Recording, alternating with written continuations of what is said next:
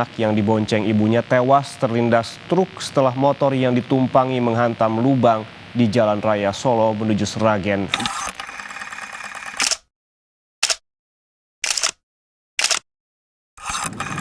Siapa lagi yang tak kenal kota Surakarta atau orang biasa mengenalnya dengan nama kota Solo? Kota yang terus bergerak mengikuti perkembangan zaman. Kemajuan kota Solo ditandai dengan prestasinya sebagai penyandang kota dengan sistem penataan transportasi terbaik di Indonesia. Jumlah pengendara di kota Solo terbilang sangat banyak, bahkan melebihi penduduk kota Solo sendiri, yaitu sekitar 500.000 hingga 1 juta orang per harinya. Namun, di balik keberhasilannya sebagai penyandang predikat sistem penataan transportasi terbaik Indonesia, kota Solo masih menyimpan beberapa permasalahan. Salah satunya, jalan rusak berlubang dan juga bergelombang, seperti contohnya di perempatan Panggung ini. Saya, Keja Mutiara, akan mengulik lebih dalam terkait hal ini.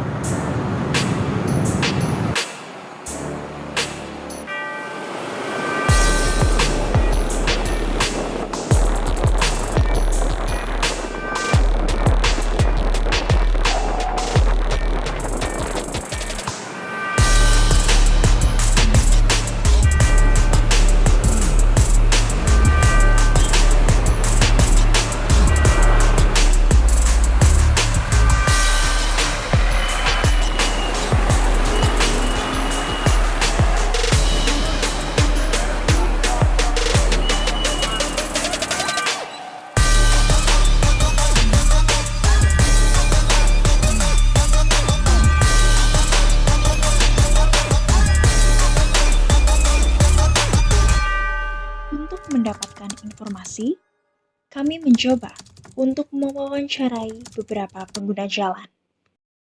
Pertama, kami menanyakan mengenai di mana saja jalan yang rusak dan seberapa sering mereka melewatinya. Beberapa jalan sih, terutama jalan-jalan yang bukan jalan utama tuh kadang-kadang banyak yang rusak dan berlubang gitu. Jadi sering ya, Mbak? Iya. Jadi yang rusak itu kalau boleh tahu di mana aja, Pak? Sebelah situ, sini berlubang-lubang itu sama sini sama depan itu, perempatan itu ya. Sering Mbak, setiap hari Mbak malah. Setiap hari ya, Mas? Setiap ya? hari. Mungkin karena profesinya sebagai driver Gojek juga atau gimana, Mas? Ya Mbak, sebagai driver Gojek kan kalau misalkan jalan rusak kan ya berpengaruh Mbak. Selanjutnya, kami menanyakan apakah mereka pernah menjadi korban kecelakaan akibat jalan yang rusak. Oh tidak pernah Mbak. Kalau bisa jangan Mbak. Iya, jangan sampai ya, Mas Jangan ya. sampai ya. Kalau sampai jatuh sih nggak pernah ya, cuman kan karena dia lubang di tengah-tengah tuh kadang-kadang suka kaget gitu loh, hampir oleng gitu, tapi ya nggak sampai jatuh sih. Jadi belum pernah ya, Mbak? Belum, berarti? belum. Oke. Sudah pernah di sini, Mbak. Sudah Ya, ya tahun 2004. Oh, gitu. 2004 di sini. Kerja di sini lah dulu waktu itu. Oh, gitu. Sudah pernah. pernah Masuk ya, rumah Pak? sakit ya. Kami juga menanyakan kepada para narasumber apakah mereka mengetahui tentang ganti rugi yang dapat dituntut kepada penyelenggara jalan apabila terjadi kecelakaan akibat jalan yang rusak. Nggak tahu, saya dulu langsung nggak sadar, Pak. Nggak sadar langsung dibawa ke rumah sakit Dokter Un ya. Oh ya, jadi Bapak belum tahu ya minta tanggung jawab ke siapa gitu ya Pak, Ya. karena Bapak jatuh? Ya, Belum tahu ya belum Pak? tahu. Ya. Nggak tahu Mbak saya Mbak. Jadi kurang tahu ya Mas? Kurang tahu ya bener Mbak. Kurang tahu. Oke. Wah kalau itu aku kurang tahu sih, soalnya kan kecelakaannya sendiri ya. Jadi susah juga harus minta tanggung jawab sama siapa. Kami juga mencoba untuk mendapatkan informasi dari rekan-rekan mahasiswa. Untuk itu, kami mencari narasumber dari mahasiswa Fakultas Hukum Universitas 11 Maret untuk kami wawancarai.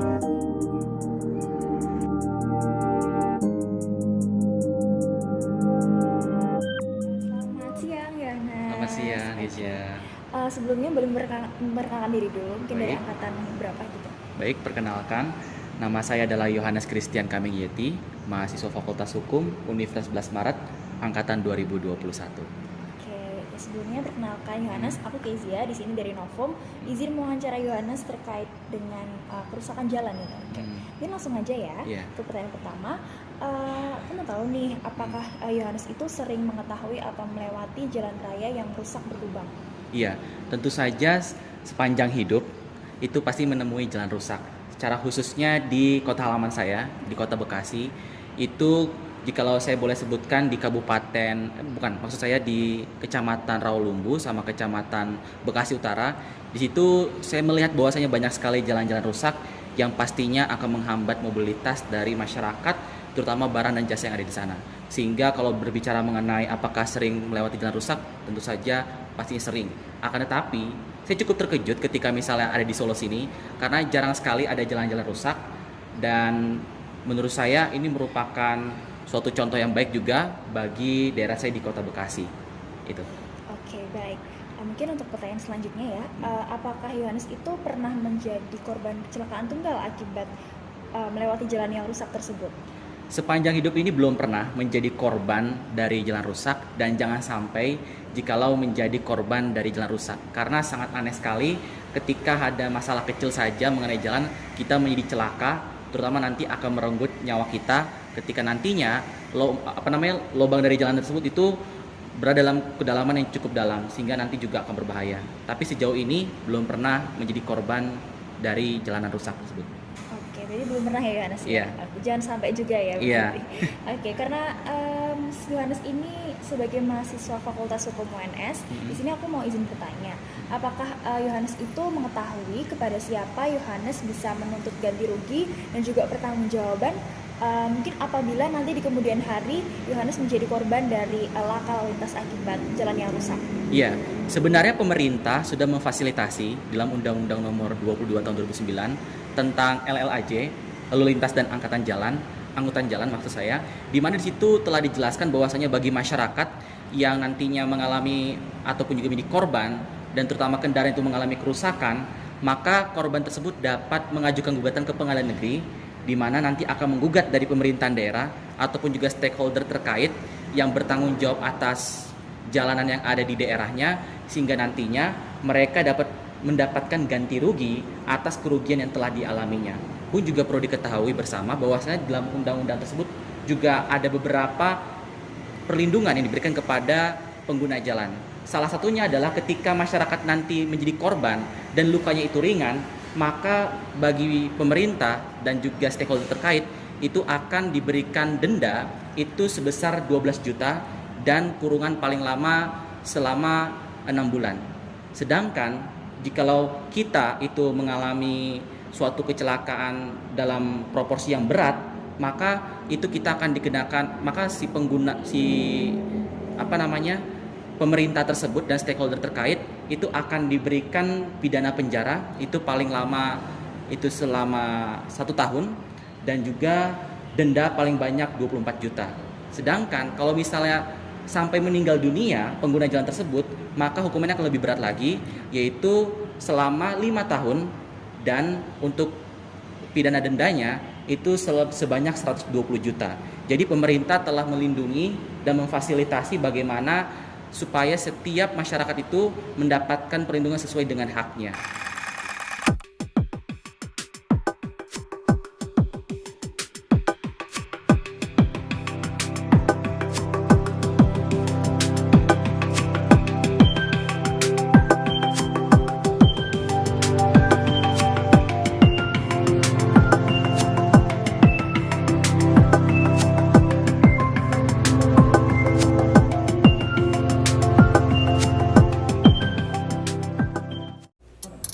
Lalu kira-kira bagaimana saran serta harapan mereka untuk pemerintah tentang jalanan yang rusak?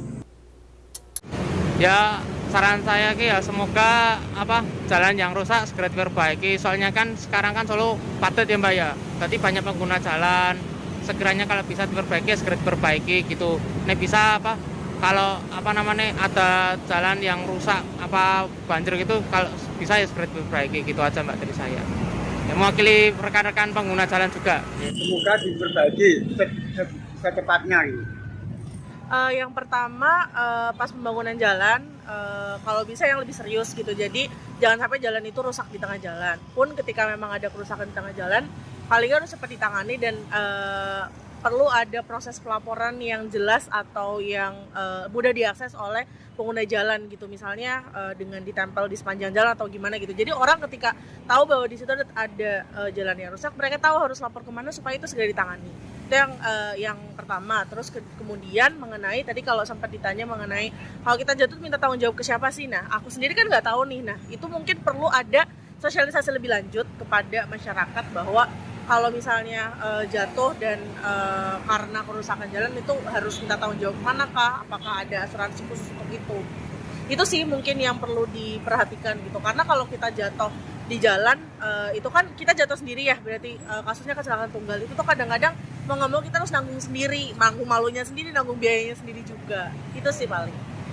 Mungkin sarannya itu secara khusus kepada 2 poin. Yang pertama itulah kepada pemerintah daerah secara khususnya, di mana pemerintah daerah dapat menggunakan teknologi yang ada.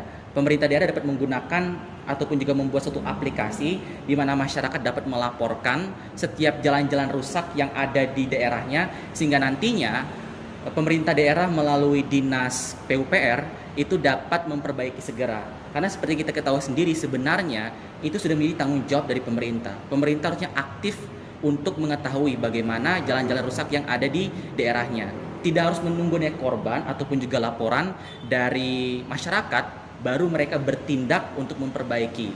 Itu yang pertama bagi pemerintah. Lalu bagi masyarakat, ketika masyarakat sudah mengetahui bahwasanya pemerintah bersikap pasif, artinya nunggu ada korban dulu ataupun juga ada pejabat yang lewat di daerahnya baru diperbaiki, maka seharusnya masyarakat dapat aktif. Artinya peduli terhadap kondisi yang di sekitarnya. Jangan sampai nunggu juga ada kecelakaan baru mereka melaporkan. Sedini mungkin mereka dapat melaporkannya sehingga mencegah adanya korban-korban jiwa. Karena berdasarkan data dari Kementerian Perhubungan tahun 2022, itu angka kecelakaan yang ada di Indonesia itu sebesar 30% disumbangkan dari adanya buruknya jalanan yang ada di Indonesia. Bahkan berdasarkan data dari Dinas Perhubungan juga tahun 2022, jalanan rusak yang ada di Indonesia itu sepanjang 3.800 km. Artinya 3 kali dari panjangnya Pulau Jawa.